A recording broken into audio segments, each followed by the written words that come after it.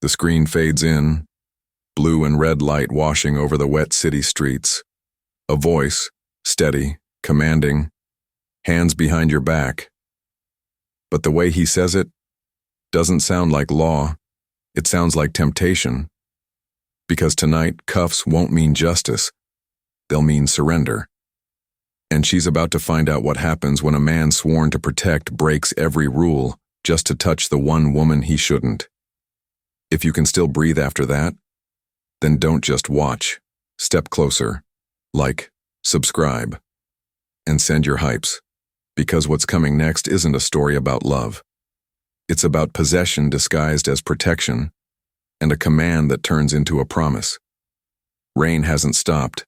It only gets louder against the cracked motel sign that flickers somewhere outside, its red glow leaking through torn curtains.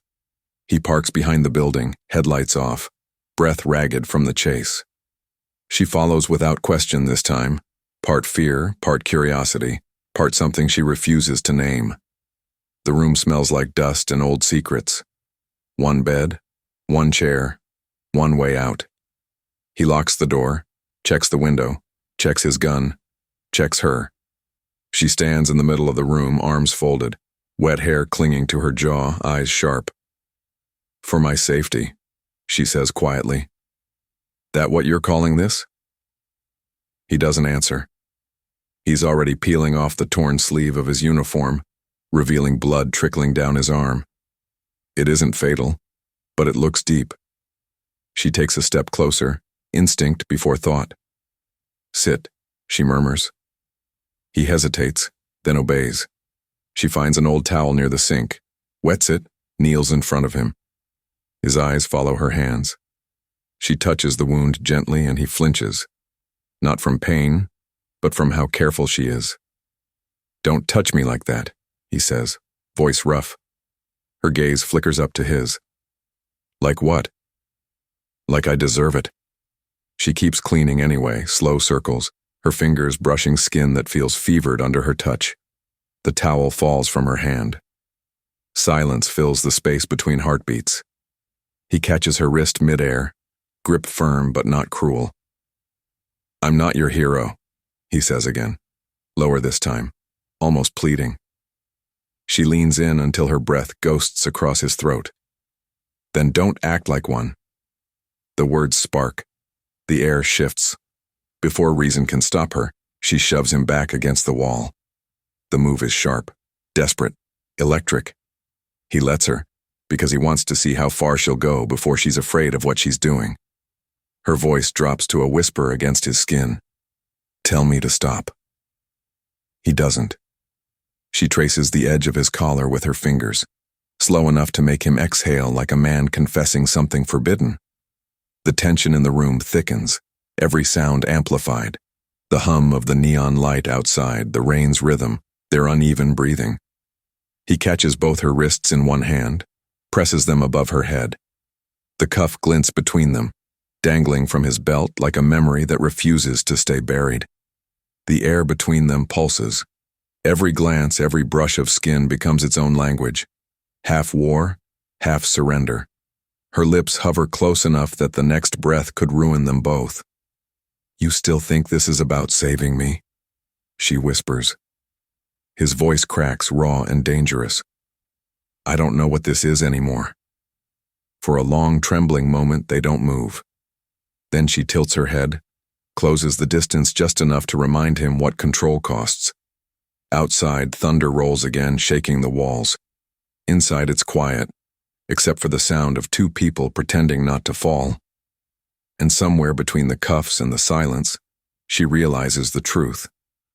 The safest place she's ever been is in the arms of the man who shouldn't even be here. Morning comes pale and dirty, light slipping through thin motel curtains like smoke. The air still smells of rain and something unspoken. She's sitting at the edge of the bed, bare feet on the cold tile, watching him pace. The radio on the nightstand hisses static before a clipped voice cuts through. "Witness presumed dead. Officer still unaccounted for. Investigation ongoing." He freezes. She looks up slowly, eyes narrowing. Dead, she repeats. That's what they're calling me? He kills the radio with a sharp twist of his hand. It buys us time. Buys you time, she corrects. Her voice is soft, dangerous. I didn't ask to disappear. He doesn't answer. Instead, he moves to the window, scanning the empty lot outside, the silence between them stretching like a wire ready to snap. She studies him, how his shoulders tense when he breathes, how guilt seems to have taken residence in his eyes. You knew this was coming, she says. Didn't you? He exhales. They wanted you quiet. I was supposed to. His voice catches. I was supposed to make sure you never talked. The words land heavy. Her pulse trips. Make sure, she repeats. You mean? He nods once, slow. Until you looked at me like I was still human. The room goes still. The hum of the old refrigerator becomes the only sound between them. She stands, crossing the small space between them. So this? She gestures at the room, at him, at the ghosts of last night. Was what? A detour before the bullet? He flinches. No. She doesn't stop. A tactic? No. Her breath shakes. Then what the hell was it? He can't answer. His jaw locks. His eyes say everything. Guilt, confusion, the kind of want that ruins men. Something inside her breaks. She shoves him hard. He stumbles back onto the bed. The air vibrates with anger and heartbreak, so sharp it tastes metallic. Was this part of the mission too? She hisses. He looks up at her, eyes wild, chest rising fast. He says nothing, only reaches for her wrist, slow, hesitant, desperate. His hands find her like an apology he doesn't know how to speak. She fights it for a second, half fury, half need, until the touch softens. Until the silence between them burns hotter than words ever could. His palms trace her skin like confession, every movement slow, reverent, guilty. She trembles, not from fear, but from the ache of realizing betrayal and desire can feel exactly the same.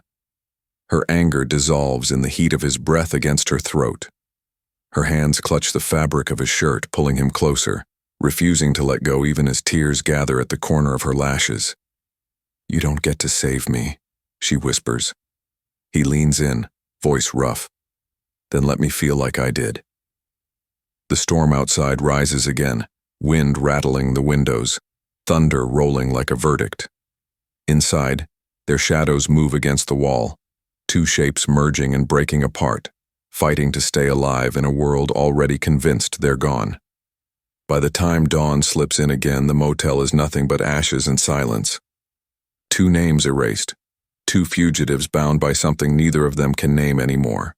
Not love, not duty, just the one thing both of them understand, a lie that feels too good to stop telling. They reach the cabin long after midnight, the road behind them swallowed by fog and mud. The place looks half abandoned, wood rotting, shutters rattling in the wind. But it's quiet. And quiet is all they have left. He kills the headlights and sits there for a long moment, both hands still on the wheel. The storm drums on the roof. She watches his reflection in the windshield, the way his shoulders don't quite stop shaking even after the engine dies. Inside, the air smells of rain and cedar. One bed, one lamp, a single photograph on the mantel, two men in uniform, smiling like they've never had to lie for a living. He stares at it for a heartbeat too long before turning away. Get some rest, he mutters. We move at dawn. She waits until his breathing evens out, deep and rough from exhaustion. Then she starts searching. Drawers, shelves, the duffel at his feet. It doesn't take long to find the file. Her name printed on the cover, the word asset stamped across the top. She reads every line by the light of the flickering lamp, every mission detail, every surveillance note. The way he described her, objective, target, liability, until halfway down the page where the handwriting changes. The last note is scrawled, almost frantic. I can't do this. She's not what they said. Her throat tightens. When she looks up, he's awake. He sees the file in her hands, the look in her eyes, and something inside him breaks before she even speaks. "You have one truth left to give me," she says quietly, raising his gun from the table. "Make it count." He doesn't flinch. "You think I haven't told you the worst already?" "Not all of it." He takes a slow step closer. "They wanted you gone because you knew too much. And I said yes to the job because I thought I didn't care anymore. Until you." She laughs, small, cracked. "Until me. That's the part you're proud of?" He shakes his head. "No, that's the part that ruins me." The gun lowers, not because she forgives him, because she doesn't know how to hate him without losing the only piece of herself that still feels alive. The lamp flickers out. Thunder rolls close. He moves toward her like someone approaching a cliff he's already decided to fall from. His hand touches her wrist, the one that once bore his cuffs. They hang loose now, cold metal against her skin, a ghost of everything that's happened. His breath catches against her shoulder, the sound more prayer than desire. Outside, rain lashes the windows. Inside, silence fills every inch until it starts to hum. He leans his forehead to hers. "If I could take it back." "You can't." "I know." The words dissolve into motion. No rush, no command, just two people caught between punishment and peace. The storm outside keeps time for them. Slow, relentless, each thunderclap echoing through their bones until the difference between guilt and longing disappears. When the first light filters through the window, it finds them still tangled in the quiet, breathing the same air. The file lies open on the floor, pages soaked with rain and truth. He whispers, barely audible, "You should have run." She answers without looking up, "You should have let me." And for the first time, neither of them moves. The storm passes, but the damage stays. Dawn barely breaks before the sound of tires on gravel shatters the fragile calm. He knows that rhythm, department issue. He's on his feet before the first knock. Too late. The door bursts inward. A silhouette fills the frame, raincoat dripping, gun steady. "Step away from her," the voice commands. Familiar. Too familiar. It's his partner. The one who taught him how to shoot, how to lie, how to survive a career that kills more souls than bodies. The woman freezes, her fingers brushing the file still lying open on the floor. He doesn't move. The partner's gun doesn't waver. "You were supposed to end this quietly," the partner says. "Instead, you ran off with evidence and a target. What happened to you?" He doesn't answer. There's no answer that fits. The partner nods toward her. "She's coming with me. You can still walk away clean." His jaw tightens. "You'll kill her." She was never supposed to be breathing this long.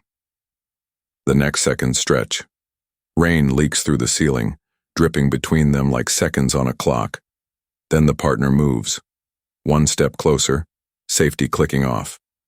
His decision is simple, brutal, permanent. He raises his weapon, aims, not at the man's chest but at his own. One shot.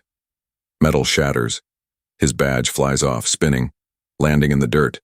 Smoke curls through the room. The partner stares, stunned.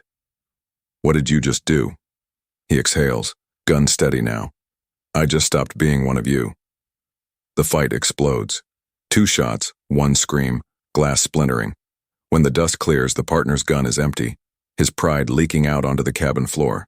They run. Into the swamp, into the dark, into nowhere. By nightfall, they're soaked to the bone, mud dragging at their boots. They find shelter under the canopy. Broken boards, half a roof, and a small fire that barely stays alive in the wind. He sits, silent, eyes fixed on the flames. She watches him, shivering under his jacket. Her voice cuts through the rain. "You broke every rule for me." He looks up, tired eyes flickering gold from the firelight. She moves closer. "Now, let me break one for you." The space between them disappears. Her kiss is slow, deliberate, not gentle. It tastes like punishment and forgiveness fighting to share the same breath. He lets her take control for once, the rhythm theirs alone, rough, trembling, too human. His hand finds the back of her neck, not to claim, but to anchor. The world outside keeps trying to kill them. The fire hisses, the swamp hums, and yet, in that narrow stretch of darkness, everything stills. Every breath between them feels like a confession. Every touch feels like a crime scene that can't be cleaned. When the fire dies, she whispers against his skin, "You can't go back now." He answers without opening his eyes, "I already didn't." Above them, the stars flicker faintly through clouds like witnesses who've seen too much to testify. Rain follows them like a curse. It pours hard enough to erase the road, the trees, the world itself. She grips the wheel of the stolen patrol car, knuckles white, eyes locked ahead. Every few seconds, she glances at the rearview mirror. At him. He's sprawled across the back seat, half-conscious, blood soaking through the bandage she wrapped hours ago. Each time the car bumps, a low sound escapes him, her name tangled in it. "Stay with me," she whispers. His eyes flutter open, glassy. "You shouldn't be here." Too late for that. Lightning rips across the sky. The tires skid before she catches control again. The old chapel appears like a ghost through the downpour, stone, crumbling, forgotten. She pulls over, kills the engine, drags him inside. The heavy doors close behind them with a sound that feels like confession. The air smells of candle wax and rain-soaked dust. He sinks to the floor near the altar, breathing shallow. She kneels beside him, hands shaking. "Let me see." He grabs her wrist weakly. "Don't." "Don't what?" "Don't look at me like I'm something worth saving." She leans closer, voice steady but breaking underneath. "Then stop giving me reasons to." She tears open the shirt to reach the wound. His breath catches. The silence between them hums again, the same dangerous quiet that always finds them. When she finishes bandaging, she sits back watching him. The candlelight cuts his face into pieces. Regret, pain, want. The storm outside hammers the stained glass until light trembles across the pews like trembling halos. She stands, slowly. "My turn," she says. He blinks, confused. Her voice softens. "Hands behind your back." For a heartbeat, he doesn't move. Then he does. Slowly, deliberately. The sound of the cuffs clicking shut echoes through the chapel like a prayer being answered. But this time, it isn't control. It's surrender. She steps close enough for their breath to mix, the faint scent of rain and smoke caught between them. Her fingers trace the line of the cuff chain, then lift to his face. "You always think strength means holding on," she murmurs. "Maybe it's letting go." The candles flicker harder, throwing shadows that move like they have hearts of their own. He tilts his head, eyes closing as she leans in, her lips brushing his jaw, not for heat but for reverence.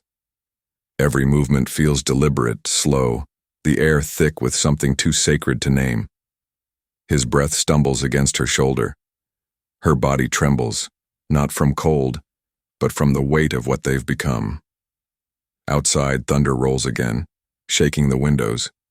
Inside, the rhythm they find matches it. Soft, fractured, infinite. For a moment, there's no guilt, no chase, no law. Just two broken people kneeling in a holy ruin, building a sin that feels like salvation. When the storm begins to fade, she leans her forehead against his. "You'll live," she whispers. He exhales against her lips. "Then so will you." The cuffs loosen. The candles die one by one. And in the silence that follows, the line between sinner and saint disappears completely. The trap snaps shut before they even know they've walked into it. Flashing lights, tires screaming, a dozen voices shouting orders he used to obey. When the world stops spinning, she's in cuffs again. Cold metal, no warmth this time, and he's on the other side of the glass. No name, no badge, just a uniform that doesn't belong to him anymore. They throw her into a holding cell, cement walls, camera in the corner. He walks in 5 minutes later, a clipboard in one hand, guilt in the other. She looks up, eyes sharp. So this is where we end. He doesn't answer. He can't. The red light of the camera glows steady, watching everything. He sits down across from her, voice flat. State your name for the record. She smiles, slow and venomous. You already know it. You used to whisper it. He closes his eyes briefly, then continues the charade. Why did you run? Her reply lands like a bullet. Because you told me to. The room hums. The officers behind the glass lean forward. He keeps his tone steady, even as his hands tremble slightly. You're accused of conspiracy, obstruction, aiding a fugitive. I didn't aid a fugitive, she says. I loved one. The silence that follows burns. The red light blinks once, twice, recording every tremor, every unspoken word. He leans forward, voice low enough that only she can hear. Stop. You're making it worse. Worse for who? She whispers. Me or you? He looks up at the camera, then down again, leaning so close his breath brushes her skin. His words come out like a confession. They think I'm breaking you. I just need to make them believe it. She tilts her head, eyes glinting. Then break me right. The line between interrogation and something else blurs completely. Every question sounds like a promise. Every denial sounds like a plea. When the light above the mirror flickers, the signal he's been waiting for, he moves fast. The camera cuts. The room hums in silence. He reaches into his sleeve and palms a small key, sliding it across the table. His voice shakes. If you run, they'll kill me. She doesn't take it right away. Her eyes search his face, memorizing every scar, every crack that wasn't there before her. Then I'll run fast enough for both of us, she says softly. He swallows hard, eyes closing like prayer. She stands, chains clinking, and for the last time they meet in the middle, one breath apart. Her lips brush his ear. You were supposed to arrest me, she whispers. You never learned how. Then she's gone. The door swings open, light flooding the room. She moves like smoke, silent, purposeful, unstoppable. But just before she disappears down the corridor, she turns back to the one-way mirror. Her palm presses against the glass. Slowly, she leans forward until her breath fogs it. One soft kiss against the barrier that's always kept them apart. On the other side, he stands motionless, fingers tracing the same spot. No words, just the sound of her footsteps fading and the hum of the red light flickering back on. He stares at the fogged mark she left behind until it fades, until it's gone like she was never there.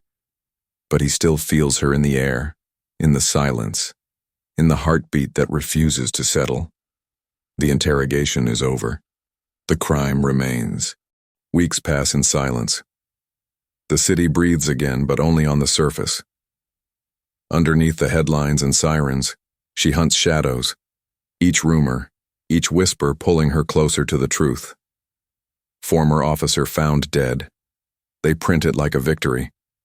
She reads it like a lie. Because she knows how he bleeds. And he never leaves a body behind. The night she finds him, the rain falls exactly the same as the night it all began. Same alley, same broken light flickering above, the same ghost of a memory that refuses to die. He stands there, older in the eyes, thinner in the soul. The gun in his hand trembles, not from fear, but from the weight of everything he's done. Don't move, he warns, voice hollow. She steps closer. You said that once before. The rain thickens between them, blurring the distance. His jaw tightens. You shouldn't have come back. She stops just out of reach, eyes never leaving his. Then why are you still looking at me like you hoped I would? The gun lowers. The last piece of the man she remembers flickers behind his eyes, fragile but alive. She whispers, steady and trembling all at once, hands behind your back. He hesitates, breath catching. but something in her tone breaks through everything that's left of his defenses. Slowly, he obeys. The cuffs click into place, soft and final. This time they don't sound like punishment. They sound like mercy. Rain slides down his neck as she steps closer, her fingers still around the chain, her forehead resting against his. For once, she murmurs, let someone else be in control. He exhales, surrendering in silence. Outside, the city keeps burning. Sirens, smoke, a world too far gone to notice that two ghosts just found their way home. She leans in, her lips grazing the corner of his jaw, whispering everything she never said when words still mattered. Every confession, every plea, every heartbeat that used to hurt. The cuffs slip loose, fall into her hand. But neither of them moves. Rain washes their faces, their uniforms, their sins, until they're both stripped down to nothing but truth. She presses her mouth to his pulse, voice breaking against his skin. You were never lost, she whispers. You just needed someone to call you back. His eyes close. He leans into her, breathing her in like a last rite. Then keep calling. The storm swallows the rest, and in that ruined alley where everything once began, they stand, bound not by law or lies or even love, but by the one command neither of them ever stopped obeying. Hands behind your back, he does, and this time it isn't for the crime,